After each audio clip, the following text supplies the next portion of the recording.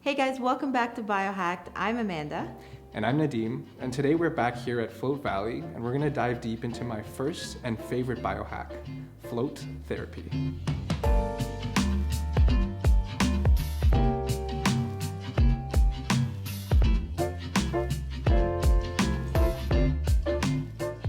So there's a variety of benefits to floating. Most of them are mental and physical. In terms of mental, you get into a very deep state of meditation when in the tank.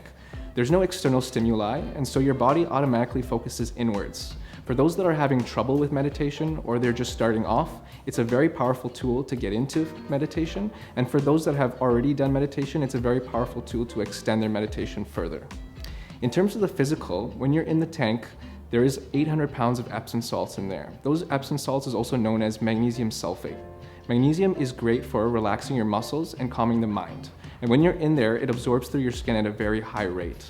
So when people come out, they feel very physically relaxed, but also mentally they've reset. Floating is great for a variety of mental conditions, including ADHD, anxiety, depression, PTSD, the whole list basically. By harnessing the power of your mind and getting into a deep meditative state, you can counteract or deal with most of these issues in a very calm way. This is the Ocean Cabin. It's one of our larger flotation units at Float Valley. The Ocean Cabin has 10 inches of water on the inside and 800 pounds of Epsom salts are infused in the water. This allows you to float effortlessly during the session. The magnesium in the float tank is incredible for relaxing the muscles and the mind. A lot of people are magnesium deficient, and so when they go into the float tank and soak up the magnesium through their skin, it's incredibly powerful to help them get more rest, deeper sleep, and even helps with people with insomnia. You'll notice that when you get in, the air and the water and your body are all the same temperature, and so once you lay down, you don't feel your body at all. The lights go off mid-session, and it's completely soundproof, allowing for complete sensory deprivation. So I've been floating for quite a while now. I think I'm somewhere in between 300 and 400 floats. I do like to float at least 4 or 5 times a week, and I find that helps me stay balanced and centered and without pain. A lot of athletes are using floating in their regular regimen for a variety of reasons. It helps them with their inner game to be able to focus their mind when the game is getting tough or it's getting stressed. And also for physical reasons, they're able to recover their bodies much more quickly from injuries and from stress. Some of the famous athletes that use flotation therapy include Steph Curry and Tom Brady. Usual float at Float Valley is 60 minutes in length. We find that this is perfect for people that are usually doing their first or even up to their 10th floats. After that, people may want to do a little bit longer, and we do offer 2.5-hour sessions as well. People of all ages come to Float Valley. We've had children at the age of 6 years old really enjoy their float because they were learning meditation in school, and we've had 90-year-olds come in because they have so much back pain and they need something to ease that. Floating is a powerful meditation tool, and it's great for people that are beginners and experts alike. Being able to be in this environment allows your body and mind to relax deeply, even though if you're more of a stressed person.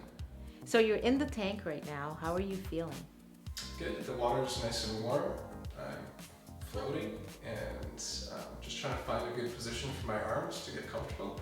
Everyone has different muscles and the way they work, so sometimes people like to have their arms down, kind of like this. Sometimes people have them up to the side or just kind of all the way up like this. So usually what I do in the first 5 minutes or so is just try to figure out what I like the best, and then I find this spot where I can stay still, and then for the rest of the float I'll try to stay as still as possible. And when you're in the tank, is it usually dark or can you keep the lights on? Yes, so the idea is like for the first 10 minutes the lights are on with some music, and then everything fades down, and for the hour you have no light and no sound. What temperature is the water? So right now it's sitting at 95 degrees Fahrenheit, which is just below body temperature, which is around 97. But once I get in, get comfortable, everything kind of becomes one temperature, and then you don't feel anything. And in terms of salt and magnesium, how much is in that tank? So there's 16 55-pound bags of salt in here. Just about over 850 pounds of salt in here. And what about clients that come that are claustrophobic? Totally. So we have a lot of people that find that they are claustrophobic. Luckily that we have this large, massive tank where you can completely stretch out in here. The ceilings are about 8 feet tall, so getting in and out is very easy. And you can take it as you want. Sometimes people will prop the door slightly to give themselves a little bit more air, or they'll turn the lights on and keep them on for the session, just so they can slowly adjust to the space, and eventually they'll be able to go in fully with no lights and maybe even in the smaller tank. The smaller ones are called the Oasis tanks, and they're just slightly different in the sense that there's no lights on the inside, there's no intro music, you just go straight into the sensory deprivation experience. Floating is actually a great thing for claustrophobia. Even though you're being confined in a smaller area, it allows you to be in an environment that's so calm and peaceful that you can actually explore your claustrophobia and start to ease your claustrophobia through this experience. What would you recommend to new floaters? Like I said, using the larger cabin for your first time is probably the smarter option if you're feeling claustrophobic. But just in general, most of the time the first session is an adjustment for people. If you haven't experienced meditation or you're just getting into it, finding your optimal relaxation point in here can be a little bit difficult in your first time. So the first session is very much an adjustment, finding out what works for you. If you want to use the neck pillow, which way you want to put your arms, how to calm down your mind and your body using breathing techniques. But once you get past the first and second float, your body kind of automatically knows what to do, and getting into that relaxation point is much, much easier. And let's talk about what happens while you're in the tank. Yeah, so I find the optimal way to float is to find a state where you're between the awake and asleep states. This is also known as a theta brainwave state. So when we're around, we're moving, we're in alpha. When we're sleeping in a deep sleep, we're in a delta brainwave state.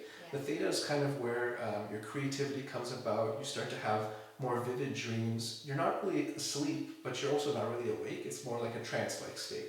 It's very comfortable, and it's kind of where your mind can rejuvenate and relax. So you've been floating for a while. Yeah. What state are you usually in when you're in the tank? I do fall into the theta brainwave state quite easily.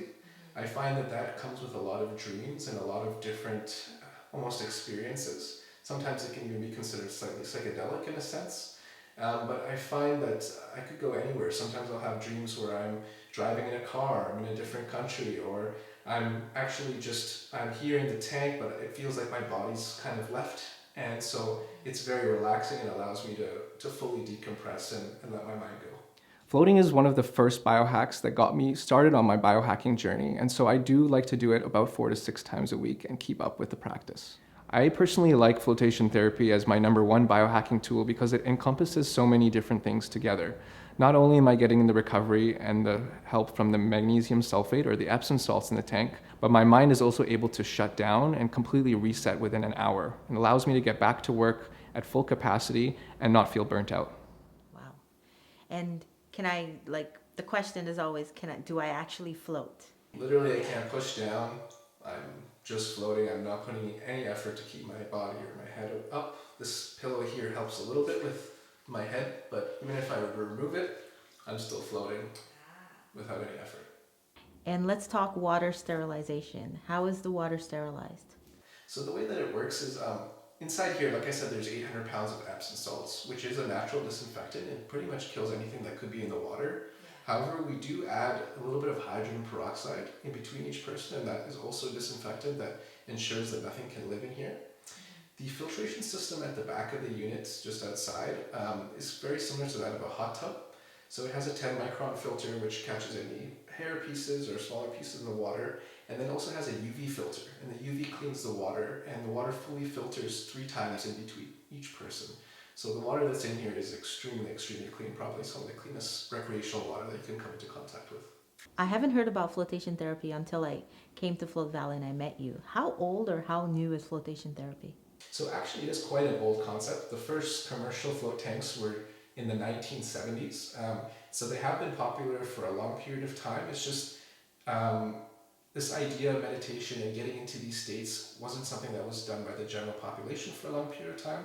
But now with stress becoming more prevalent, mental health issues, things like that, people are starting to use this a lot more, and it's becoming a lot more popular.